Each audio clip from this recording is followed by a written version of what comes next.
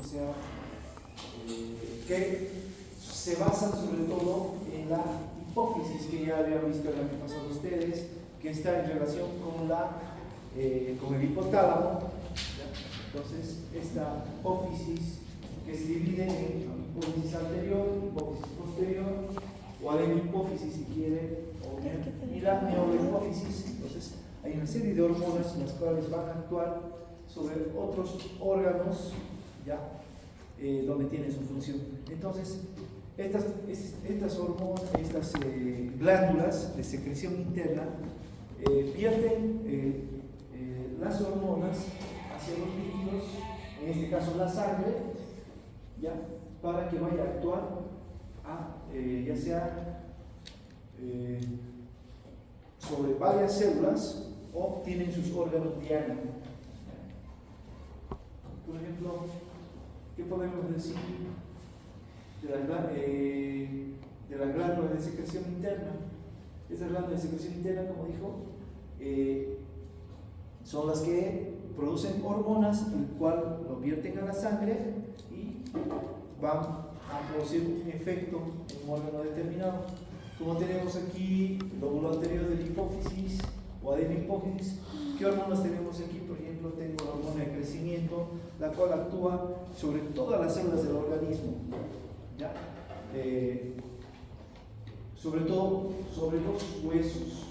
¿Qué otras hormonas tengo aquí? Igual la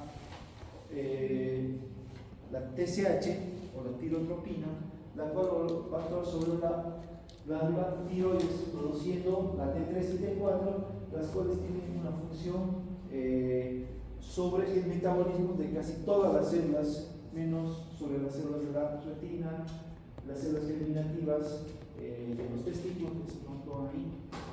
Entonces, las hormonas vienen del vocablo hormao, que quiere decir yo excito.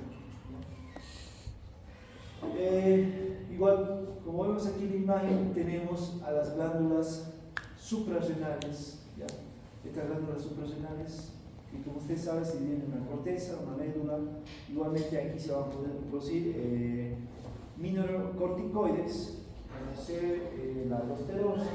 Igualmente tenemos a los corticoides, como ser el cortisol, que ya vamos a ver cómo actúa. Entonces, estas hormonas, esta glándula de secreción interna, que ya vimos, ahora vamos a ver las generalidades de todo lo que es endocrinología, y después vamos a ir viendo hormona por hormona. Tenemos que saber que vamos a dividirlas en hormonas locales.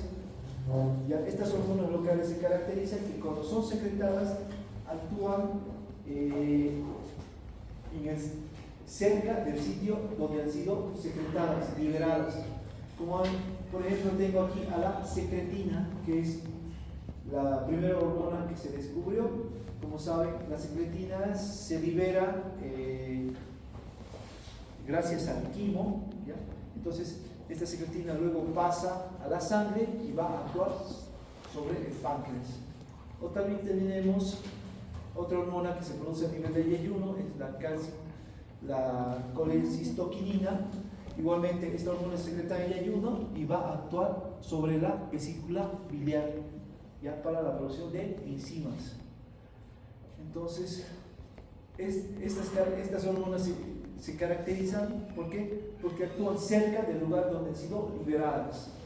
Otras hormonas locales, como tengo aquí, esta sería la placa neuromotora. Entonces, como saben, los nervios parasimpáticos, ¿qué libera, Mateo?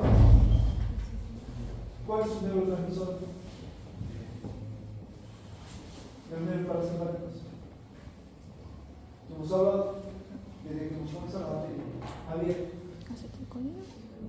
¿El parasimpático qué libera? ACH.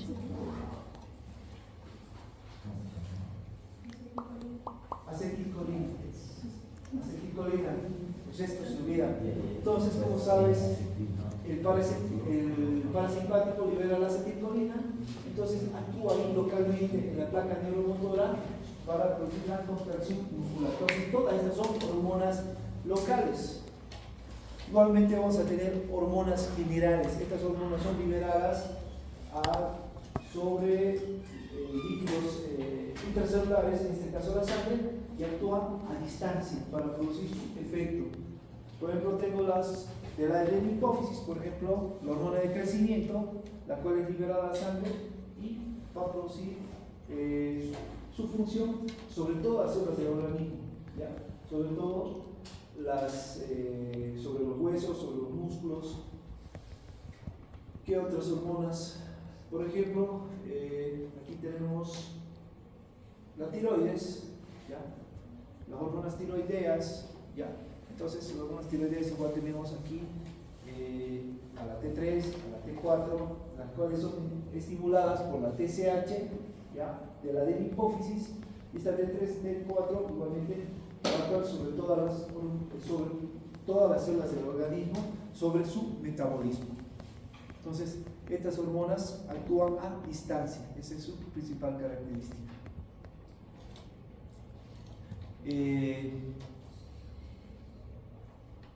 Ahora, entonces, hablamos de la hipófisis. Como la vemos aquí en esta imagen, esta hipófisis está conectado con el hipotálamo, ¿ya? Entonces, la hipófisis la vamos a dividir en adenohipófisis o hipófisis anterior, neurohipófisis o hipófisis posterior. Igualmente hay una hipófisis intermedia que en las personas están muy poco desarrolladas a comparación con animales inferiores como anfibios, ¿ya? Entonces, estos dos lóbulos que vemos aquí liberan hormonas, ¿ya? Entonces aquí tengo un resumen de las hormonas hipofisiarias.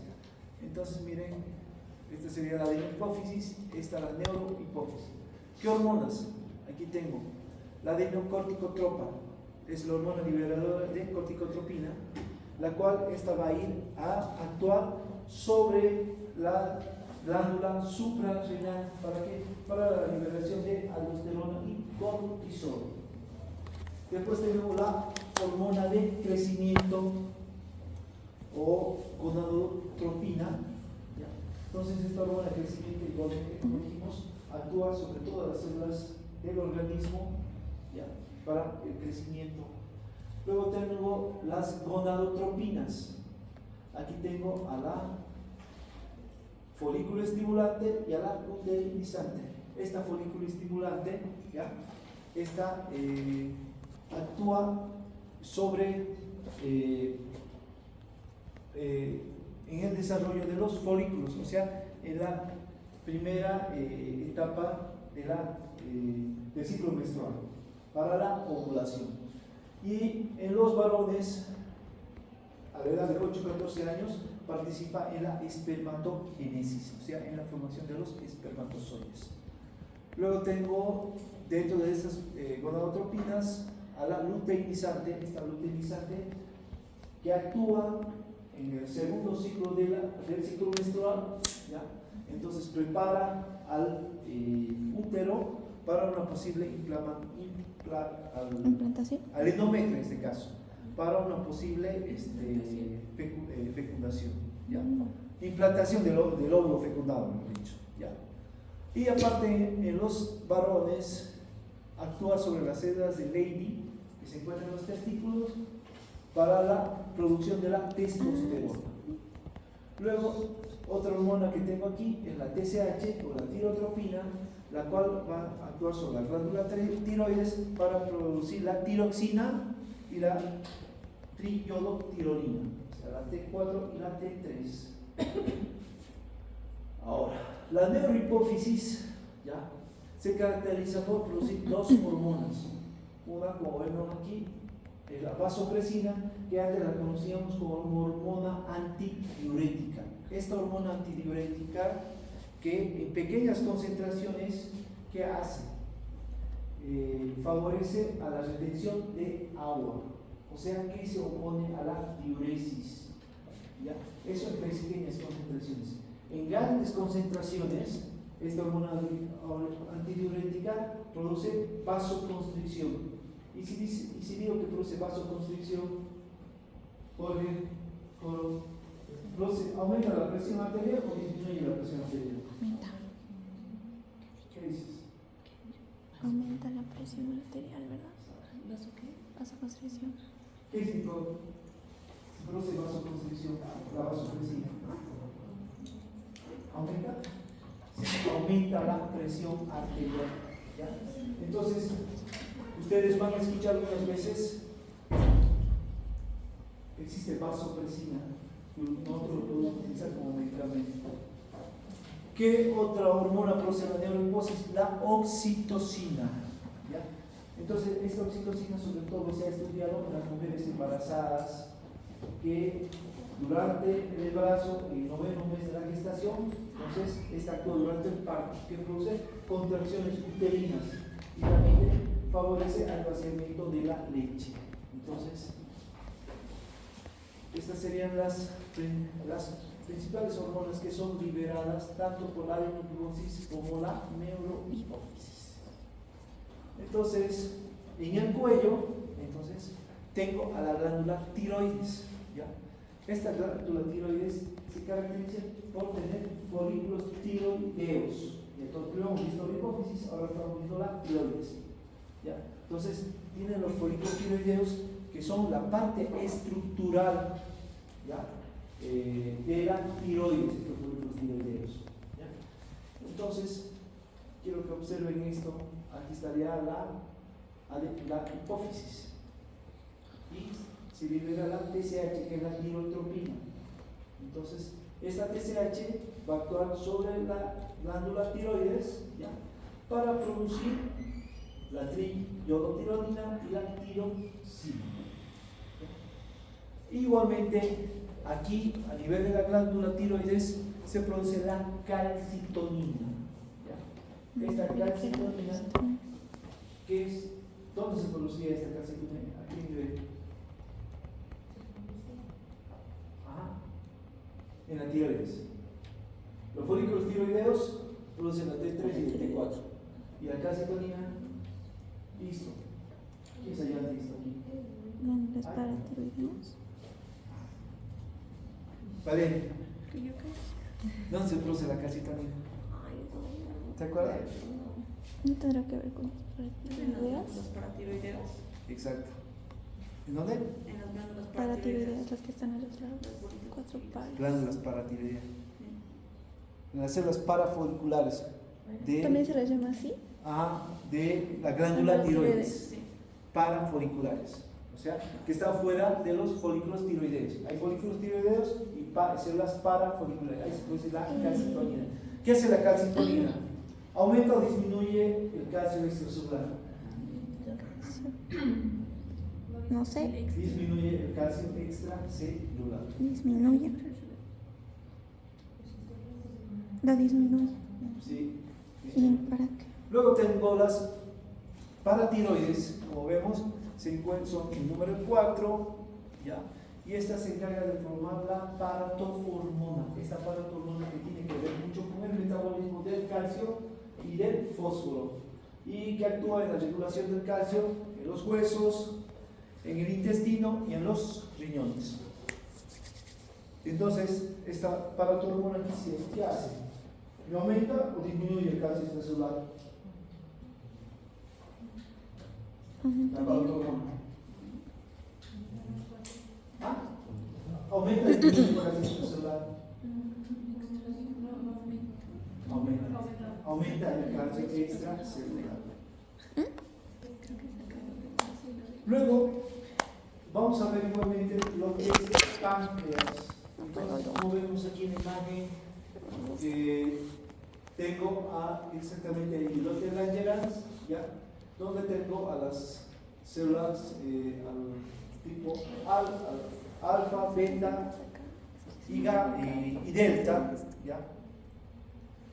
Las células alfa, que están en una proporción al 15-20%, son las que producen el glucagón. Entonces, el glucagón se produce, ¿sería hiperglucemiante o hipoglucemiante?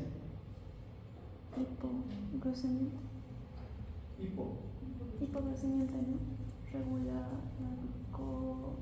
la Aumenta la glucosa en sangre, sería hiperglucemiante. Aumenta la glucosa en sangre. En cambio, las células beta del páncreas, ya de los hidratos, están en mayor proporción, en más o menos 60-80%, y producen la insulina. Esta insulina es hipoglicemiante, o sea, disminuye los valores de glucosa en sangre. ¿Ya? Y por último tenemos a las células delta, que están en una proporción de 5-10%, las cuales son las encargadas de producir la somatostatina y el polipéptido pancreático. Entonces, esto es un pantallazo de todo lo que vamos a ver. Igual vamos a ver lo que son las glándulas suprarrenales. Como habrán visto el año pasado, ustedes han visto que se divide en una corteza y una médula. Lo que nosotros vamos a ver en esta parte de endocrinología, sobre todo, es los mineralocorticoides y los glucocorticoides. Los mineralocorticoides tienen que ver mucho con el metabolismo de los minerales y los electrolitos. Entonces, lo que vamos a estudiar es qué es la aldosterona. ¿Qué es la aldosterona? Reabsorbe sodio, o sea, retiene sodio. Y igualmente excreta potasio y hidrógeno igualmente. Igualmente sabemos que está regulado por el sistema requina-angiotensina-aldosterona. Pero para que haya producción de aldosterona, entonces tiene que haber, ¿cuál es el principal estímulo? Es la hiperpotasemia. ¿Qué quiere decir hiperpotasemia? Aumento de iones de Bolas elevados de potasio. Entonces hace que se estimule la producción de aldosterona. Igualmente vamos a ver lo que son los glucocorticoides, estos que están representados sobre todo por el cortisol. Y como vemos, este cortisol es el que actúa sobre todo en los momentos de estrés, es la hormona que maneja el estrés de las personas. ¿Ya? Y como vemos aquí, es hiperglucemiante, o sea que te sube el azúcar en sangre, y aparte tiene que ver mucho en el metabolismo de los hidratos de carbono. ¿Por qué? Porque produce gluconeogénesis. Igualmente tiene que ver con el metabolismo de las proteínas, porque estimula la proteólisis. Igualmente tiene que ver con el metabolismo de los lípidos, porque me va a producir una lipólisis. Igualmente sabemos que estos glucocorticoides son potentes antiinflamatorios y inmunosupresores. Y gracias a estos corticoides, como vemos, nosotros podemos hacer frente al estrés. Igualmente, los ovarios, como sabemos, producen, gracias a las gonadotropinas, que son la folículo estimulante y la luteinizante, son las encargadas de producir los estrógenos y la progesterona.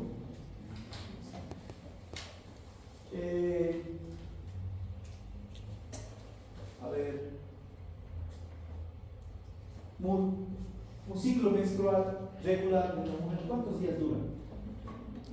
28. Regular. 28 días. Está bueno, 28 días. Entonces, ese ciclo menstrual lo vamos a dividir en dos. ¿Ya? 2 de 14 días. Los primeros 14 días del ciclo menstrual está regulado por los estrógenos. ¿Ya? Entonces, estos estrógenos sobre todo son los encargados de la maduración de los folículos. Igualmente, el segundo ciclo menstrual, que sería del día 14 al día 28, es manejado por la progesterona. ¿Ya? Entonces, esta progesterona favorece la ovulación. Igualmente, prepara al endometrio para una posible implantación de un óvulo fecundado. Entonces, estas son las principales hormonas de los ovarios.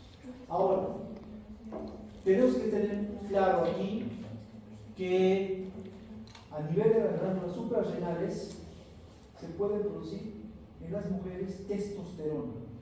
¿Ya? Entonces, ¿qué pasa cuando hay una hiperproducción de testosterona por las glándulas suprarrenales? Serían las responsables de la masculinización de las mujeres, ya de signos de masculinización de las mujeres. Cuando estas glándulas suprarrenales producen testosterona. Ahora, igualmente tengo los testículos, donde aquí tenemos a las células de Leydig, las cuales son las responsables de producir la testosterona, la cual es la que da las características de masculinización en los hombres. ¿Ya? Igualmente aquí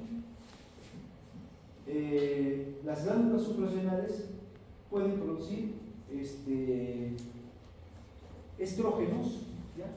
Entonces, cuando hay gran producción de estrógenos por las glándulas suprarrenales, entonces puede dar al hombre características femeninas. Entonces, para que puedan tomar en cuenta esto. Igualmente tenemos a la placenta. La placenta igual produce hormonas, ¿ya? Como ser la hormona gonadotrofina coriónica humana, ¿ya? Igual produce progesterona, estrógenos, ¿ya? Entonces igualmente secreta hormonas la placenta.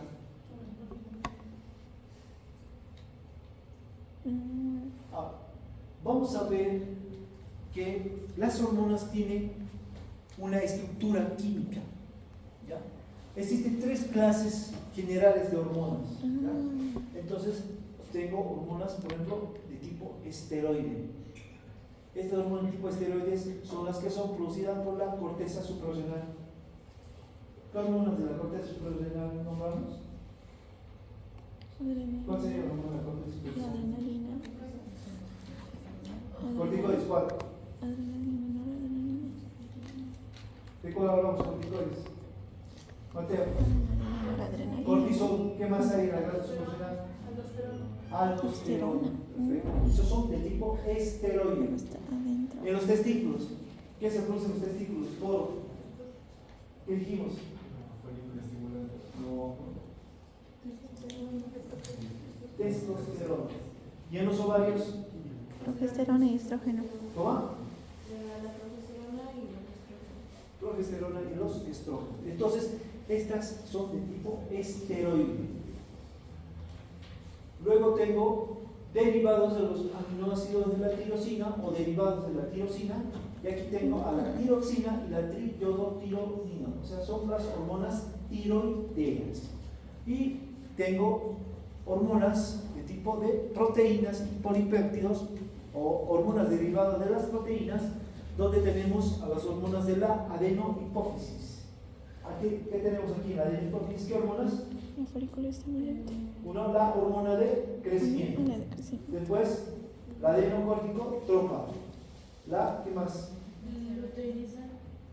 La luteinizante, no, claro, la luteinizante y la folículo estimulante. ¿Qué más? La tirotropina. Igualmente las otras hormonas que son liberadas de las proteínas son las de la neurohipófisis, que aquí son dos. ¿Cuáles serían? La vasopresina, hormona antidiurética, y la oxitocina. Del páncreas, como ya sabemos, glucagón principalmente, y la insulina. Y por último, las hormonas para la paratormona, que es producida por la paratiroidea. Este sería el tipo de las proteínas. Ahora, esta de tipo esteroide, ¿ya? Que vemos aquí, para su producción necesitan de colesterol, ¿ya? Entonces, todas derivan del ciclo pentano-peridofenatreno. Eso que lleva en bioquímica ya, el metabolismo de los lípidos, el ciclo pentano-peridofenatreno. De ahí deriva el colesterol para la formación de este tipo de hormonas de tipo esteroide. Uy. ¿Qué es esto? Ahora, ¿cómo se almacenan y liberan las hormonas? ¿Ya? Cada tipo de hormona se libera, tiene una forma característica de liberarse. ¿Ya? Por ejemplo, las hormonas que derivan de la tirosina, o sea, de los aminoácidos de la tirosina, o sea, la T3 y la T4, pero no son estas. Perdón. Las hormonas que se derivan de las proteínas y polipéptidos, ¿ya? En este caso vamos a tomar en cuenta a la insulina, ¿ya? Entonces, en las células beta del PAN, del islote Langerhans, esta insulina se va a formar primeramente a nivel del retículo endoplasmático rugoso como una prohormona. Luego va a pasar, se va a transformar en una prohormona y pasa al aparato de Golgi, donde ahí se va a transformar en insulina, ¿ya? Y se va a almacenar en vesículas, las cuales salen al citoplasma, como vemos aquí. Entonces, de ahí son liberadas de estas células al torrente sanguíneo, o sea, al líquido extracelular, y de ahí pasarían a la sangre. ¿Ya? ¿Cuál sería el estímulo para que se alivie la insulina? Azúcar. ¿Ya? ¿Sí? Sería la hiperglucemia postprandial. ¿Qué quiere decir eso? Hiperglucemia postprandial. Después de haber comido. Después, prandial. Después de haber comido postprandial. Hiperglucemia postprandial es cuando sube el azúcar después de las comidas. Ese es el estímulo para que se libere insulina. Entonces, ¿cómo se almacena? En pequeñas vesículas. ¿Cuándo se libera? Cuando hay hiperglucemia postprandial. Y todo esto parte del retículo endoplasmático rugoso como preprohormona, luego como prohormona, y pasa al aparato de Golgi, donde se va a almacenar en vesículas. En cambio,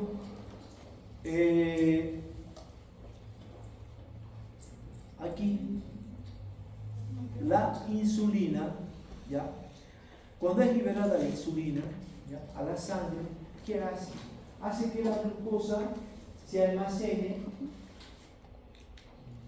como glucógeno a nivel del hígado, igualmente se almacena en el tejido muscular y igualmente se libera a nivel del tejido graso. Entonces, a nivel del hígado y de los músculos se almacenan como glucógeno. Entonces, esa es la forma de cómo se almacena la glucosa cuando es secretada la insulina. ¿Y eso? Ahora, las glándulas, por ejemplo, la aldosterona, ¿ya? ¿Qué tipo de hormona sería la aldosterona?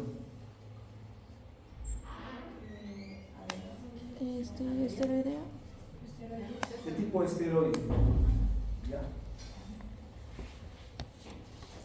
Entonces, como dijimos, las hormonas de tipo esteroide, ¿ya?, como la aldosterona, necesitan del colesterol, ¿ya? Entonces, todas las hormonas suprarrenales y las hormonas sexuales dependen del colesterol por el ciclo pentrano-peridofrenadreno. Entonces, tiene que haber almacenamiento de acetato de colesterol para que se produzcan los esteroides. Entonces, si hay un estímulo de hiperpotasemia para que se produzca aldosterona, a nivel de las glándulas suprarrenales tiene que haber almacenamiento de acetato de colesterol. Entonces, si hay acetato de colesterol, se va a poder liberar la aldosterona. ¿Liberar o producir? Producirse y liberarse. ¿Ya?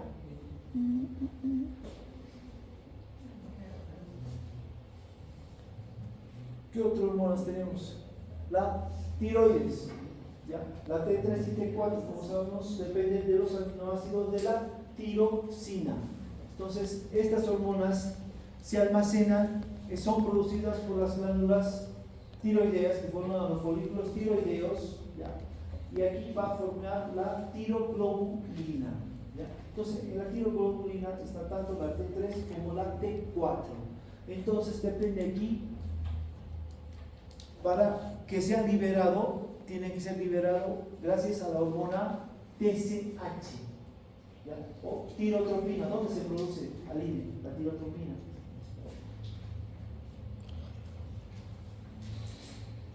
De eso depende para que se libere las hormonas tiroideas. ¿Dónde se produce la tirotropina? Ya, la pituitaria o hipófisis. ¿En qué parte? ¿La de la hipófisis? ¿En qué parte de la hipófisis? ¿O el anterior o posterior? Anterior, no, anterior. ¿Qué seguridad? ¿Está bien pituitaria? Anterior.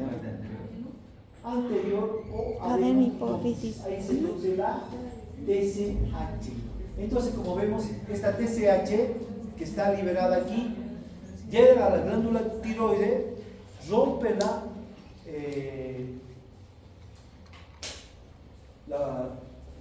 esta tiroglobulina y libera la T3 y la T4 para que actúe. ¿Ya? Entonces, esta es la forma que se almacena y cómo se libera.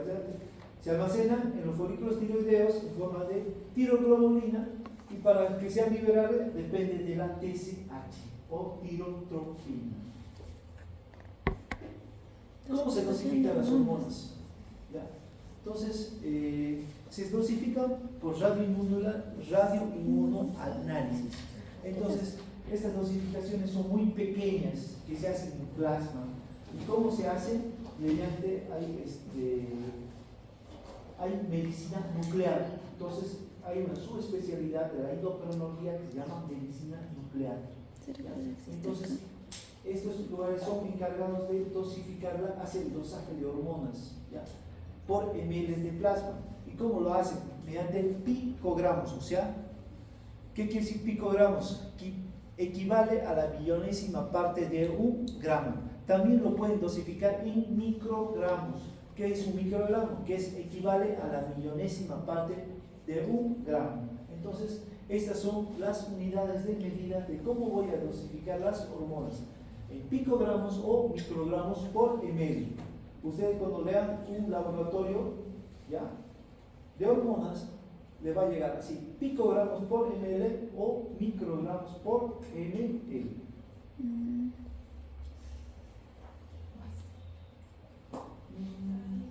Receptores hormonales. ¿Quedamos aquí?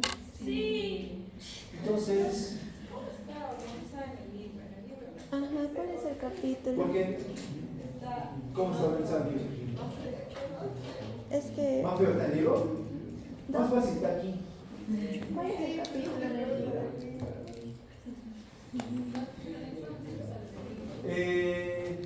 Para que no se confundan, para que no tengan problemas, atiendan en clases y vayan a leer. Dividan las hormonas en 3. Facilito, así. Y no se me olvida nunca en su vida. Esteroides. ¿De qué dependen los esteroides, Mateo? ¿Los esteroides de qué dependen? 900. ¿Cuál es? Del colesterol. Ya. Entonces todo lo que veis tiene que ver el colesterol, depende del ciclo pentantreno para la formación de estas hormonas esteroideas. ¿Cuáles son? De la corteza suprarrenal: I don't understand. cortisol y aldosterona. ¿Qué más? Las hormonas que se producen en los testículos y en los ovarios: testosterona en los testículos y en los ovarios, estrógenos y progesterona. Para descontar. Derivados de los aminoácidos de la tirosina, solo la T3 y la T4. La cosa es que hay salud. Y derivados de las proteínas, de las hormonas de la adenoprófisis, de la neurohipófisis, del páncreas y de la paratiroides. ¿Listo? Esa es la clasificación más fácil que hay. Y bueno, ya he dado generalidades de todas las hormonas, de cómo se almacenan y cómo se liberan, ¿ya? Entonces mañana vamos a comenzar todo lo que son receptores. Ya, y bueno, Y continúa. ya he dado mi introducción para que comenzamos a ver desde mañana ya específicamente hormona por hormona. Así que todo esto, lo que yo estoy explicando aquí, es lo que va a entrar al examen. Así que no se lo pierdan porque van a tener problemas para el examen. Emocionante. Más o menos yo estoy calculando que todo esto voy a acabar en 2 semanas. Entonces ya se vendría este examen. ¿Ya? Sería el similito de neuro. ¿Ah? ¿Perdón? O sea, damos el examen el martes de enero y el próximo martes ya estaríamos dando de eso. Posible. Pero doctor, ¿no? Y lo de los casos, no le va a tardar eso también. ¿Pero? Lo de los casos que nos ponen Y de trabajo. no se olviden que tenemos que hacer los estudios de casos clínicos. Ya estoy preparando ya.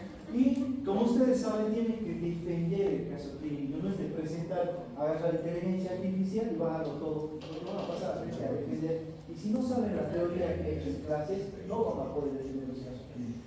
Así que vayan leyendo, vayan estudiando, para que ustedes puedan interpretar los casos clínicos. Bueno, nos vemos el día de mañana. Y vamos a comenzar con esto que es la adenohipófisis.